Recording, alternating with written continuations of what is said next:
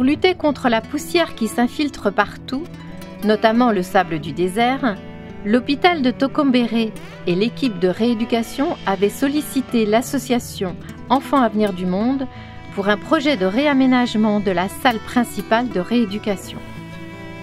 Ce projet a pu se réaliser en mars 2016. Nos amis de la rééducation sont heureux d'avoir un meilleur outil de travail, un sol impeccable, des fenêtres coulissantes anti-poussière et des portes plus hermétiques.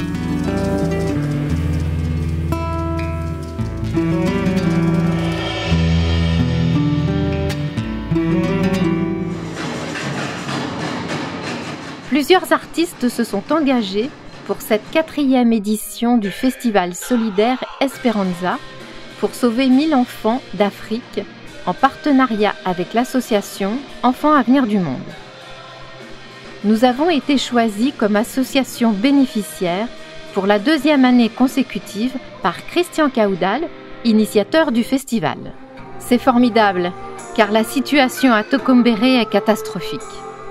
Les habitants de Tokombéré vivent dans la peur chaque jour de la secte Boko Haram. L'activité économique est au point mort et la menace d'une famine plane sur la région. Ce sont les enfants qui en sont les premières victimes. Sur 1000 nouveau-nés, 103 décèdent avant l'âge d'1 an et 203 avant leur 5e anniversaire. Nous voulons par cette action soutenir le centre de nutrition de l'hôpital de Tokombéré pour sauver ces enfants.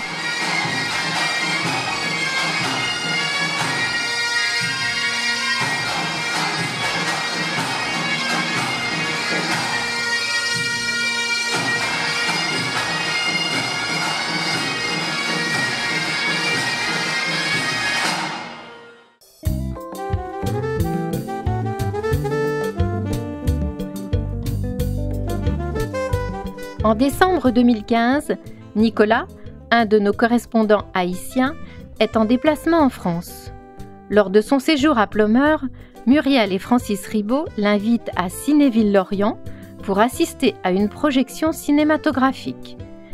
Quand il sort de la séance, il lui vient immédiatement l'idée de créer un cinéma de quartier à Carrefour, un arrondissement de Port-au-Prince, pour les enfants des rues. À son retour en Haïti, il retravaille son idée, définit les besoins, s'entoure d'amis pour l'aider et prend conseil auprès de quelques personnes ayant l'habitude de mettre en œuvre des projets.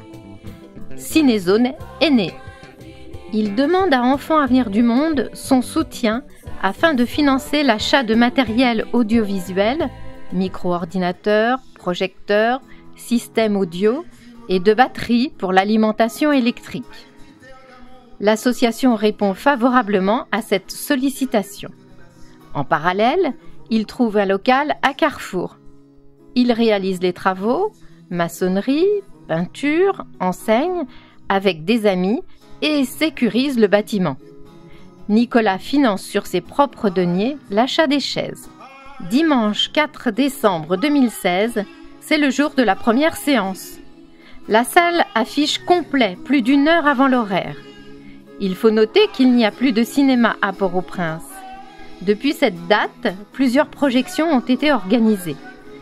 Les enfants pleurent pour venir à Cinézone et pleurent quand il faut quitter Cinézone, nous rapporte Nicolas lors de notre dernier échange.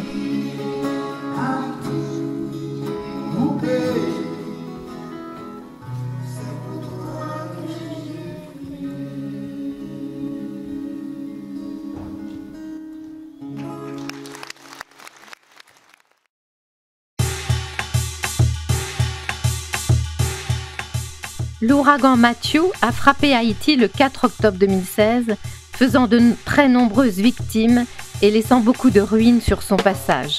Inondations, routes coupées, ponts effondrés, cultures dévastées, maisons détruites. Notre association s'est immédiatement mobilisée afin de recueillir des dons pour répondre aux besoins urgents de la population. Nous remercions tous les généreux donateurs et pouvons les assurer que, grâce à nos amis sur place, l'argent reçu a bien été utilisé pour venir rapidement en aide aux sinistrés. Enfants Avenir du Monde reste en contact avec ses relais locaux afin de suivre l'évolution des besoins et essayer d'y répondre au mieux.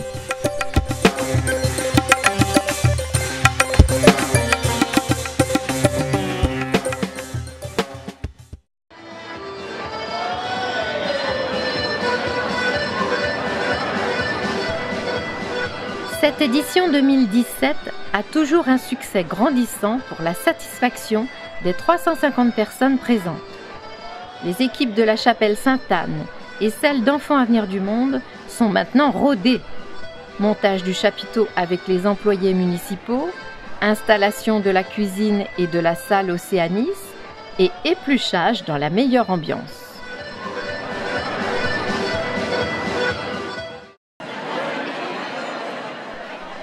Nos cuisiniers, dès 6 h du matin, se sont affairés derrière les fourneaux pour nous offrir le meilleur pot-au-feu.